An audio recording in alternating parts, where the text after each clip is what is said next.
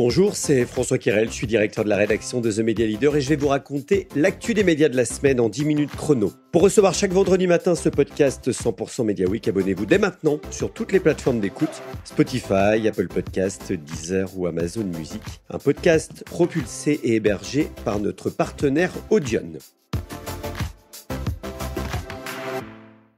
À suivre, notre invité de la semaine, maître Férouz Masmi Dazi, avocate spécialisée en droit de la concurrence. Elle attaque les géants du net.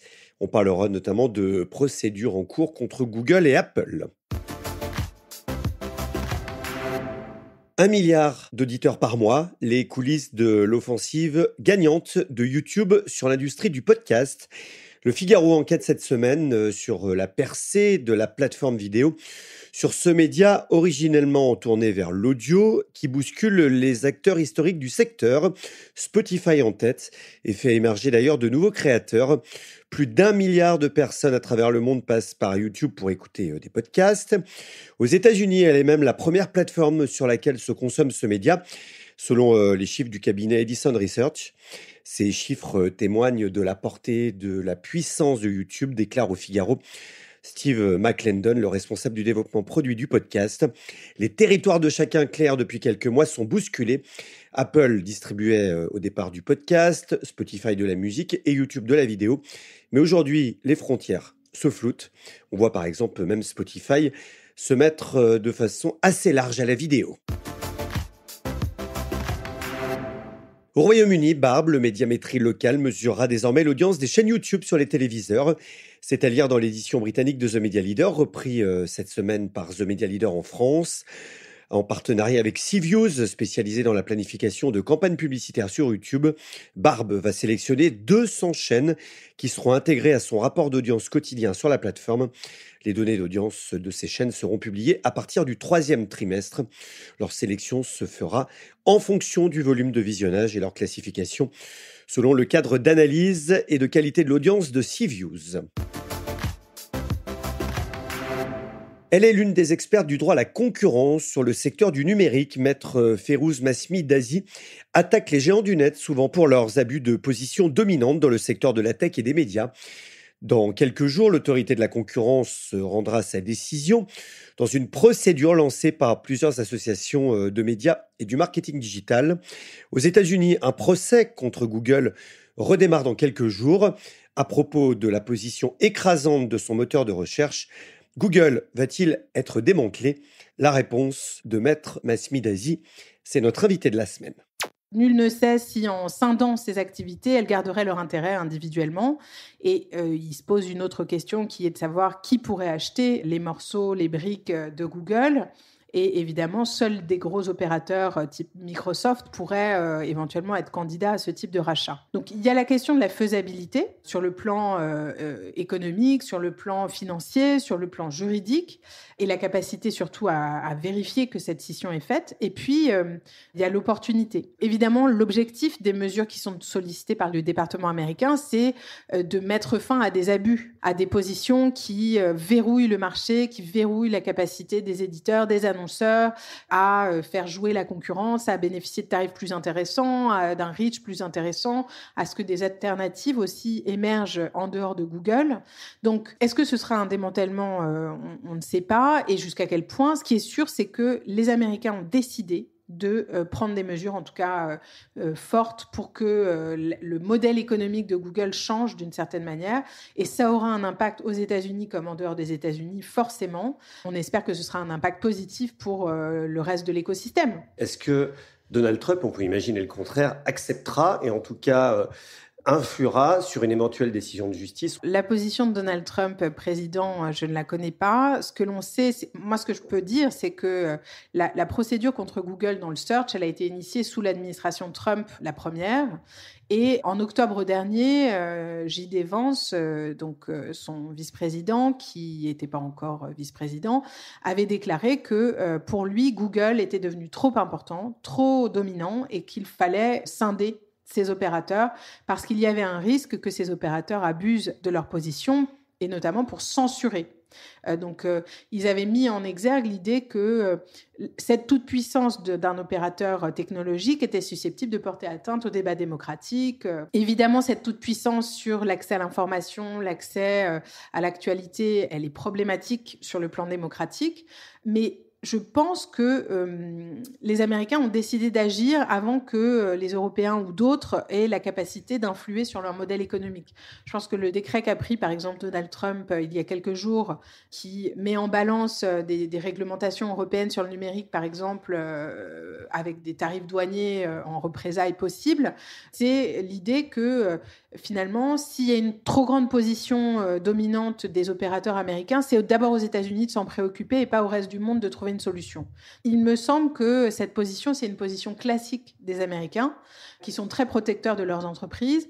Et peut-être qu'on est arrivé à un moment sur le plan de la régulation où les Américains considèrent que l'influence réglementaire, par exemple européenne, est trop importante et que c'est à eux d'agir et certainement pas aux Européens de le faire. Est-ce qu'on peut imaginer que Google prenne les devants, aussi pour des raisons économiques, puisque maintenant Google est devenu quand même très gros, plus gros que beaucoup d'États d'ailleurs, décide de s'auto-démanteler et décide en tout cas de se scinder en morceaux, mais en tout cas qu'il reste maître de son destin? Rien ne peut être totalement exclu. C'est forcément quelque chose auquel Google doit réfléchir. D'abord parce qu'il a dû répondre aux demandes du département de la justice américain de démanteler l'entreprise.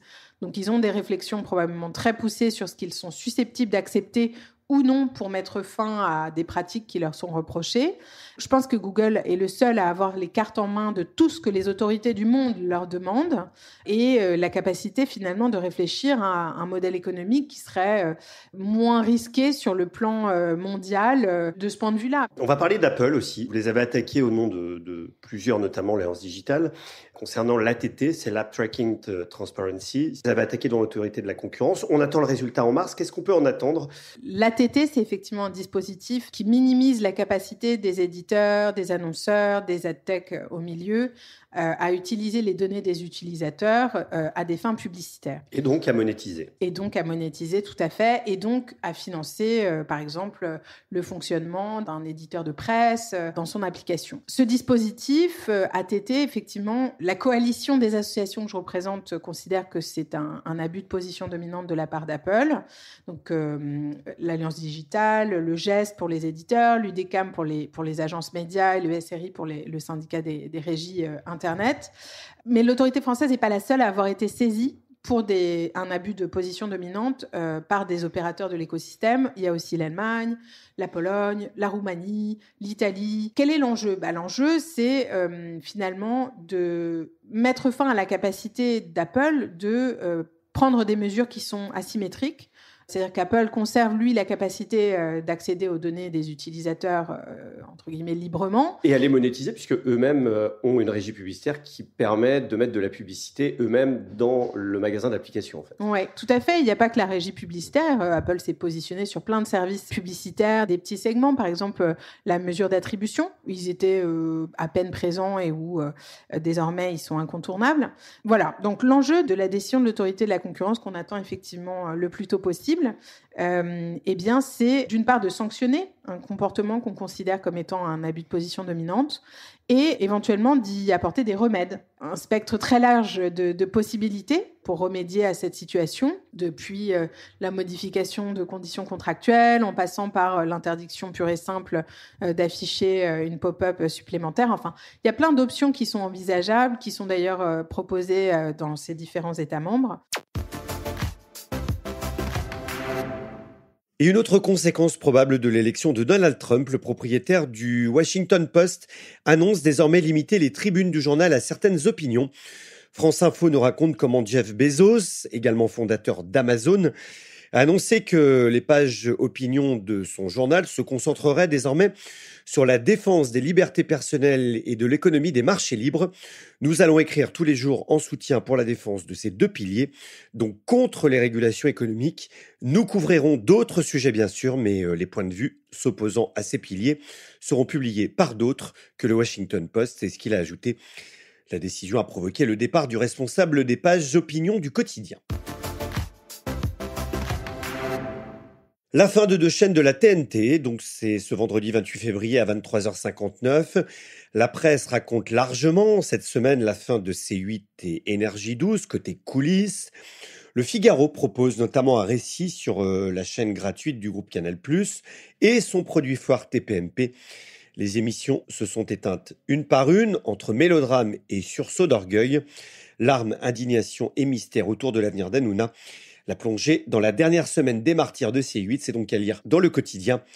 La détresse des 400 collaborateurs de la chaîne a été largement mise en scène sur le plateau de TPMP.